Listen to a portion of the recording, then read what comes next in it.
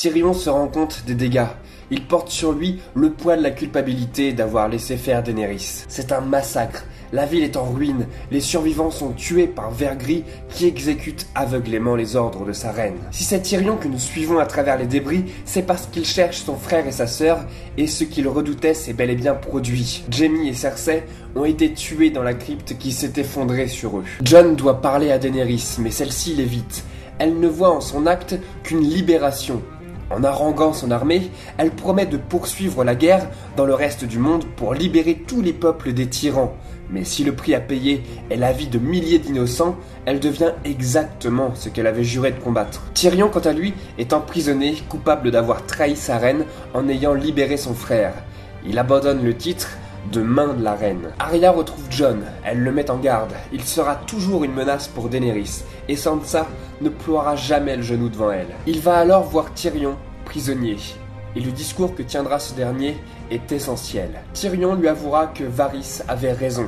Daenerys n'est que feu et sang.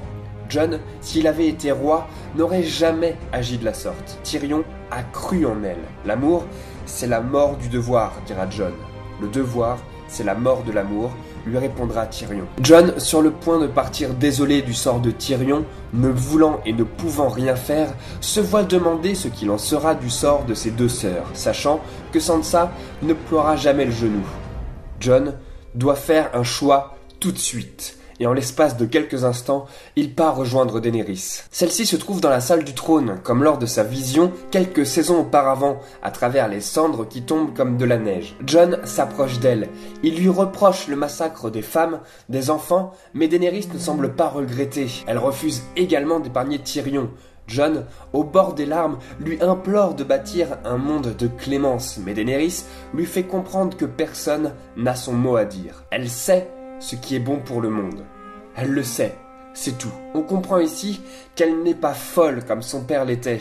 Elle pense réellement faire le bien, et c'est ce qui la rend encore plus dangereuse. Tu es ma reine, aujourd'hui et à jamais, lui dira Jon avant de l'embrasser une dernière fois. Il lui plante alors son poignard en plein cœur et Daenerys meurt dans ses bras dans un silence glacial. Le dernier dragon, comprenant que sa mère est morte à cause du trône, le brûlera dans un cri de douleur incroyable. Il désigne alors la soif de pouvoir de Daenerys comme fautive de sa mort et non Jon. Drogon partira avec le corps de Daenerys. Cette scène est parallèle avec la mort d'Ygritte, le premier amour de Jon, comme je l'ai déjà dit. Quelques semaines plus tard, Tyrion, qui est encore emprisonné par Vergris, est convié au conseil des seigneurs de Westeros. Vergris a aussi fait prisonnier Jon Snow et refuse de le libérer, accusé de trahison. Sauf que seul un roi peut prendre cette décision. Il faut alors en choisir un.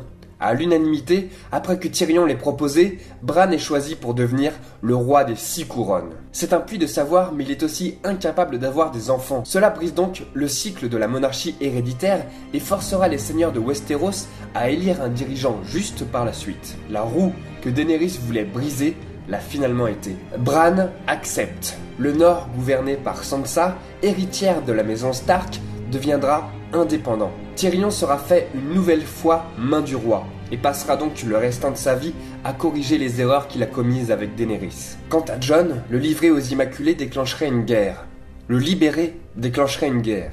Il sera alors envoyé à la garde de nuit. Brienne, avec amertume, écrira dans le registre l'histoire de Jaime et fermera cette page pour toujours. Elle rejoindra Tyrion, Bronn, Samwell et Davos sous les ordres de Bran pour commencer à établir les plans pour reconstruire le monde. D'ailleurs, pour l'anecdote, Brienne devient commandante de la garde royale, un poste auparavant occupé par Jaime Lannister. Sansa sera faite reine du Nord et Arya partira aux confins du monde explorer de nouvelles terres avec la flotte de la maison Stark. Jon retrouvera Tormund et Fantôme, son chien. Ils partiront pour toujours au-delà du mur dans la dernière scène de la série qui rappelle une des toutes premières avec le peuple libre, là où finalement il a toujours voulu être. L'histoire se termine sur une touche douce amère avec une fin plutôt inattendue. Je pense vous proposer Une dernière vidéo pour conclure cette série. J'essayerai de vous expliquer pourquoi j'ai beaucoup aimé cette saison et pourquoi les incohérences que beaucoup ont pensé révéler peuvent finalement s'avérer très cohérentes. J'essayerai aussi de vous expliquer pourquoi beaucoup ont été déçus, c'est pourquoi je ne vous livre pas mes impressions, mon avis et mon analyse aujourd'hui. On se retrouve donc la semaine prochaine pour le dernier épisode. Portez-vous bien. Bye.